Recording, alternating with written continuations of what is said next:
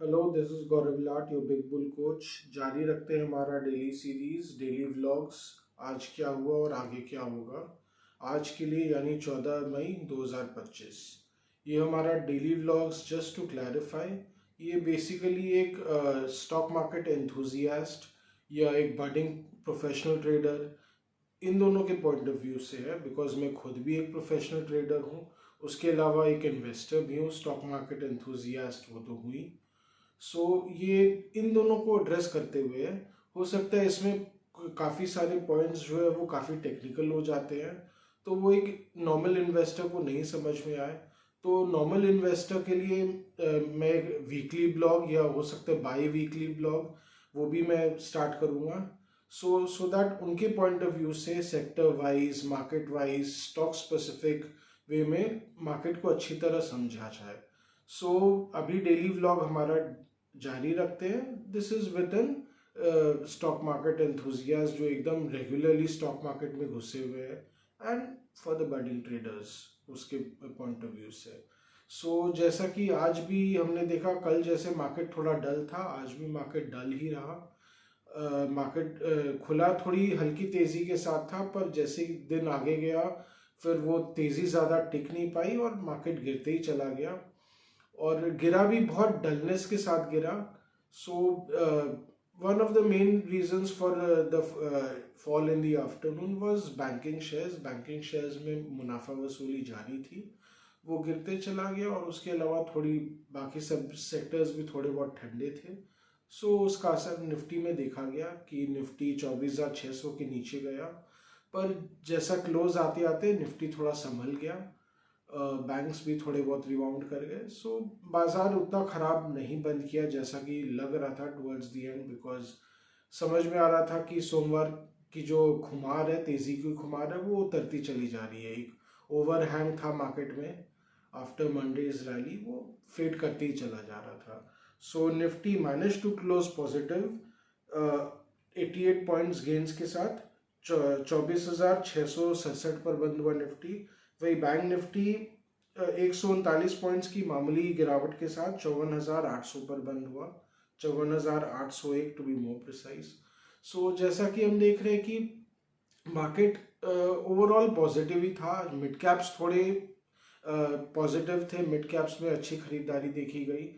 1% mid cap up index up था, वही small cap भी ऑलमोस्ट 1% अप था, स्मॉल कैप 250। मिड कैप्स में थोड़ी बहुत रौनक थी, पर मार्केट ओवरऑल थोड़ा डल था। हालांकि मेटल शेयर्स में अच्छी रौनक थी। हिंडाल्को हो, टाटा स्टील हो, उनमें थोड़ी बहुत रौनक थी। टाटा स्टील ऊपर में 5% तेज था।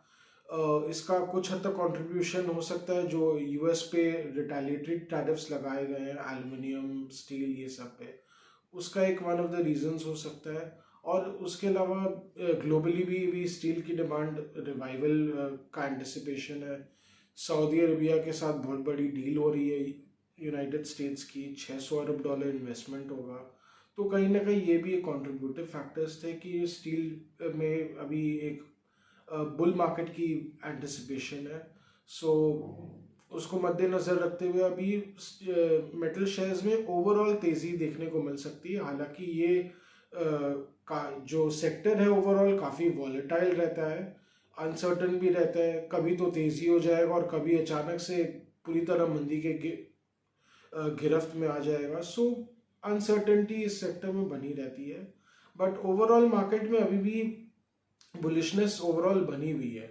हालांकि अगर इंस्टीट्यूशनल फिगर्स को अगर हम आज देखें तो काफ़ी डल थे। दोनों साइड ने लिवाली की, बट बहुत हल्की हल्की लिवाली की। एफ ने ऑलमोस्ट लगभग 1,000 करोड़ रुपए की नेट बाइंग किया, और डी ने मामूली करीब 300 करोड़ की लिवाली की।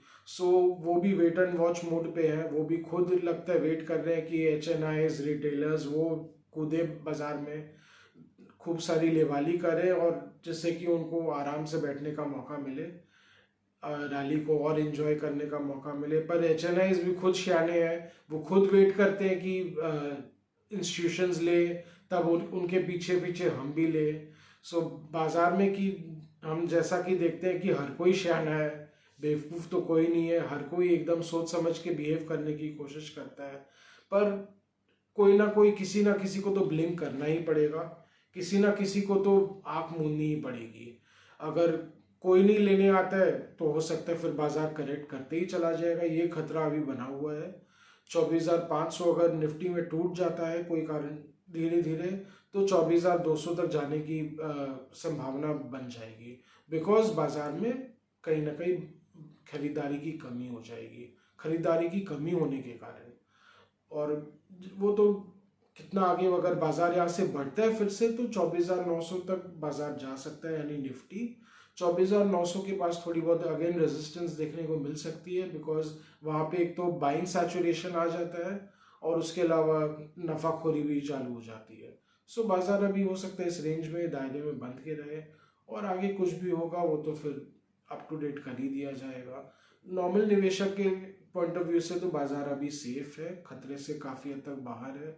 अर्निंग सीजन भी आ चुका है, सारे बड़े शेयर्स के तो अर्निंग्स आ ही गए हैं, मिड कैप्स और स्मॉल कैप कंपनीज के आते रहेंगे, वो भी मोस्टली ठीक ठाक आए हैं। और हालांकि ये जो Q4 का अर्निंग सीजन कुछ खास नहीं रहा, डिसअपॉइंटिंग बोल सकते हैं, माइल्डली डिसअपॉइंटिंग बोल सकते हैं, पर बाजार में ओवरऑल इतनी बुलिशनेस है, इतना पैसा आते रहे, हर महीने 25,000 crore overall equity mutual funds में पैसा आ रहा है, तो कहीं ना कहीं बाजार को सपोर्ट करते रहता है। और उसके अलावा काफ़ी बड़ा पैसा ये रिटायरमेंट फंड्स का, पीएफ का, वो भी बाजार में आता ही रहता है।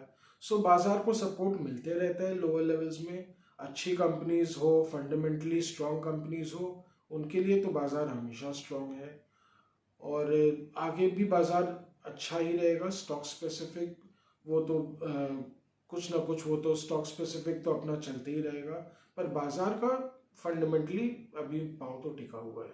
सो आज का लॉग यहीं तक रखते हैं। Do like, share and subscribe to our channel, do comment on our daily vlogs. Stock specific कुछ जानना हो या कुछ व्यूज चाहिए हो, we are always open for interaction.